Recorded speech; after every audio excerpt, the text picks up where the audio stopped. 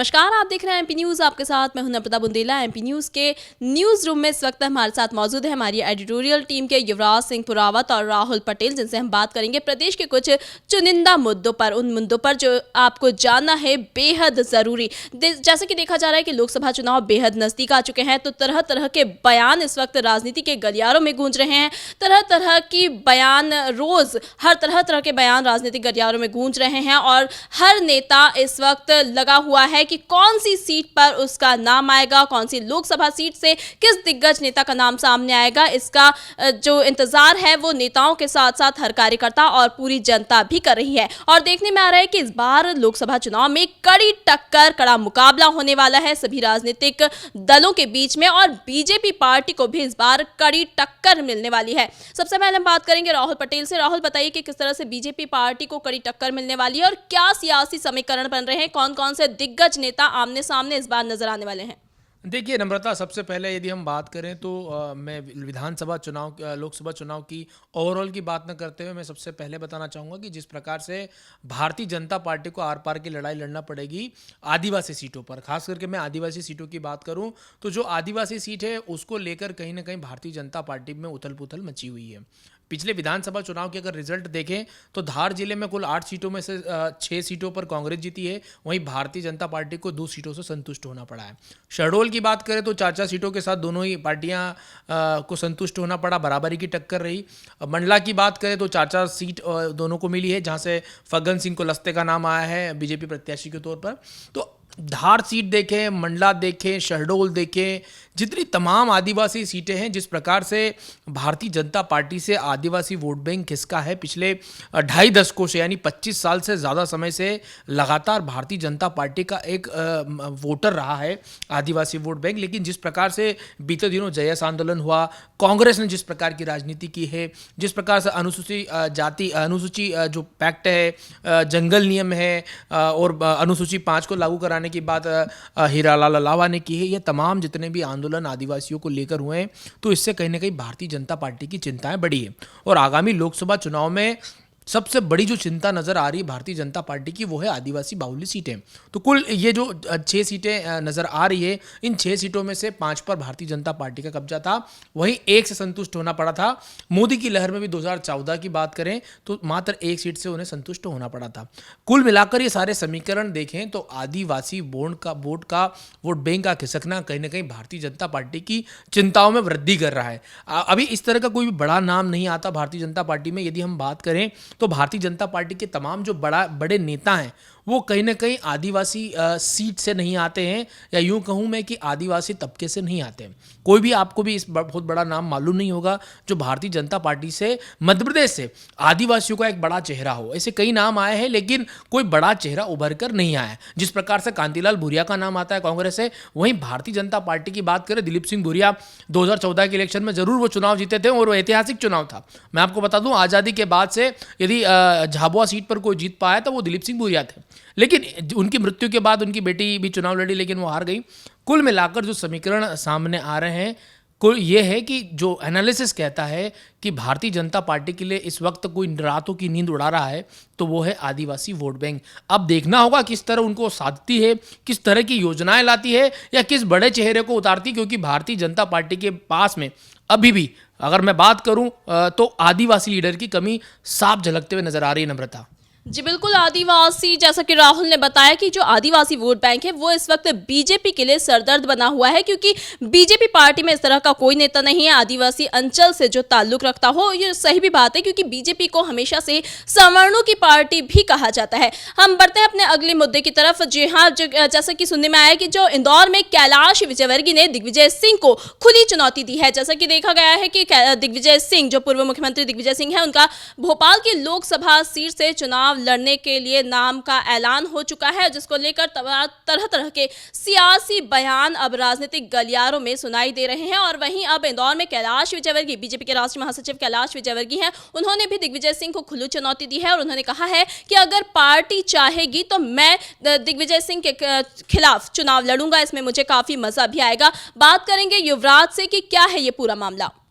जी हाँ नम्रता, मैं आपको बताना चाहता हूँ कि जो कल का दिन था वो मध्य प्रदेश के लिए एक ऐतिहासिक दिन था, क्योंकि लोकसभा चुनाव 2019 के लिए बीजेपी और कांग्रेस दोनों ने ही अपनी पहली सूची जारी की है।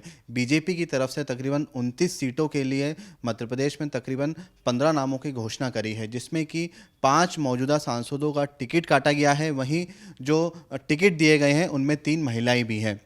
वहीं आपकी जानकारी के लिए बताना चाहता हूं कि कल ही कांग्रेस ने भी तकरीबन 9 सीटों पर अपने उम्मीदवारों की घोषणा की है। वहीं इसी घोषणा के तहत भोपाल से दिग्विजय सिंह को लोकसभा उम्मीदवार बनाया गया है। तो दिग्विजय सिंह के नाम आने के बाद कहीं ना कहीं राजनीतिक गलियारों में हलचल सी मच गई है, और इसी के तहत प्रज्ञा ठाकुर ने भी अपनी इच्छा जताई थी दिग्विजय सिंह के खिलाफ चुनाव लड़ने की। और इसी क्रम में अब बीजेपी के राष्ट्रीय महासचिव कैलाश विजयवर्गीय ने साफ तौर पर चुनौती दे डाली है दिग्विजय सिंह को, और उन्होंने मंशा जाहिर करी है पार्टी से कि वे चुनाव लड़ना चाहते हैं अगर पार्टी उन्हें परमिशन दे तो।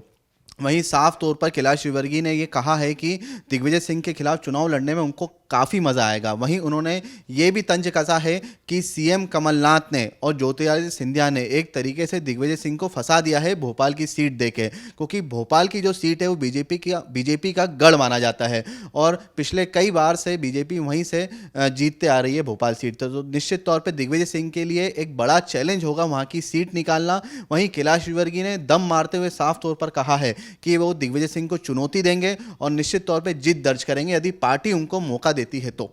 जी बिल्कुल, तो राजधानी भोपाल को बीजेपी का गढ़ कहा जाता है, लेकिन जब वहां से अब कांग्रेस के दिग्गज नेता दिग्विजय सिंह के चुनाव लड़ने की खबर सामने आई है, तो बीजेपी के भी कई दिग्गज नेता वहां से चुनाव लड़ने की इच्छा जाहिर कर रहे हैं, और वहीं चुनाव में दिग्विजय सिंह को पटखनी देने के लिए तैयार वो नजर आ रहे हैं। हम बात करेंगे प्रदेश के अगले मुद्दे पर, जी हाँ, जो कि इंदौर शहर में अब विधायक रमेश मेंदोला ने शहर के इतिहास में पहली बार चौकीदारों का सम्मान किया है, क्योंकि मैं भी चौकीदार कैंपेन इस वक्त काफी तेज चल रहा है, और उसमें जो कांग्रेस पार्टी लगातार चौकीदार चोर है के नारे को अपनाती रही है, उसका जवाब देते हुए अब बीजेपी ने मैं भी चौकीदार नारे को अपनाया है, और जिसके जवाब में अब विधायक रमेश मेंदोला ने भी चौकीदारों का सम्मान किया है। तो क्या है ये पूरा मामला, जानेंगे राहुल पटेल से।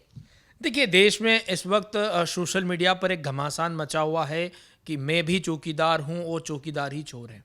एक तरह से भारतीय जनता पार्टी एक पॉजिटिव मूवमेंट चला रही है, वहीं कांग्रेस की बात करें तो पीएम मोदी के लिए एक नेगेटिव कैंपेन चलाया जा रहा है, जिसमें चौकीदार ही चोर के नारे लग रहे हैं। अब मैं पूरी बात करूंगा जिस प्रकार से लोकसभा चुनाव सर पर है और जिस प्रकार से पार्टी अपनी अपनी रणनीति बना रही है, वहीं चौकीदार चोर है के अगेंस्ट जो कांग्रेस लगातार राफेल के मामले में पीएम मोदी को घेरते हुए नजर आ रही थी, तो वहीं उन्होंने अब सुरक्षात्मक और यूं कहें कि उस पर अटैकिंग मूवमेंट शुरू किया, जिसमें मैं भी चौकीदार हूं। तो हर देश के हर नागरिक को चौकीदार बनाने की जुगत में जुट गई है भारतीय जनता पार्टी। बात करें इंदौर की, तो जी हाँ, इंदौर में विधायक रमेश मेंदोला, जिनको दादा दयालु भी कहा जाता है, उन्होंने अपने क्षेत्र में हजारों की तादाद में चौकीदारों को इनवाइट किया, उनका सम्मान किया, और बाकायदा ये भी कहा गया कि ये चौकीदारों का सम्मान है और इतिहास में, इंदौर के इतिहास में पहली बार है हमने बड़े नेताओं को, बड़े समाज सेवियों को, बड़े प्रज्ञान विद्वानों को सम्मानित होते देखा है, लेकिन ये इंदौर में पहला मौका था जब चौकीदारों का सम्मान किया गया। तो वहीं इस दौरान रमेश मेंदोला ने निशाना साधते हुए कहा है कि कांग्रेस है जो हर चौकीदार को चोर कह रही है, वहीं पीएम मोदी की छवि जो है वो राष्ट्रवादी है और वो सबके चहेते, इस तरह की बात करते हुए नजर आए। इस दौरान उन्होंने कहा है कि चौकीदार होना गर्व का विषय है और ये हमारे लिए सम्मान का विषय है।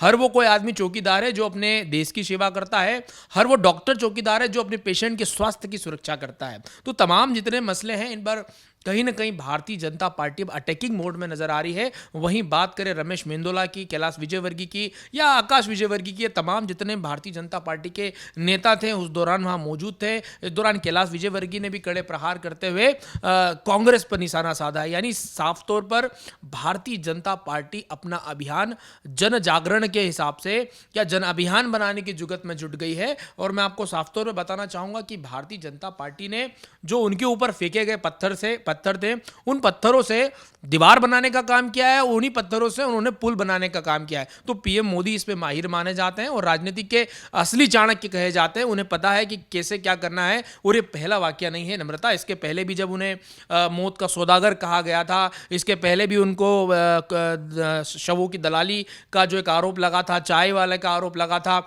या नीच का आरोप लगा था, ये जो तमाम जितने भी उन पे विपक्षियों ने जब भी इस तरह का हमला किया, उन्होंने पॉजिटिव वे में उसे रिएक्ट किया है। तो ये भी मैं भी चौकीदार हूँ, इसी तरह का एक पूरा कॉन्सेप्ट है। बहरहाल मैं इस पर बहुत ज़्यादा टिप्पणी नहीं करना चाहूँगा कि ये किसके फेवर में जाएगा, लेकिन एक बात तो साफ तय है कि सोशल मीडिया के इस वॉर में कहीं ना कहीं भारतीय जनता पार्टी आगे निकल गई। वहीं कांग्रेस अब बगले झाँक रही है, क्योंकि जो उनके द्वारा एक अभियान छेड़ा गया था वो नेगेटिव कैंपेन बन के रह गया है। तो वहीं कांग्रेस को अब चिंतन करना होगा कि मैं भी चौकीदार की टक्कर में वो अब क्या लाएगा।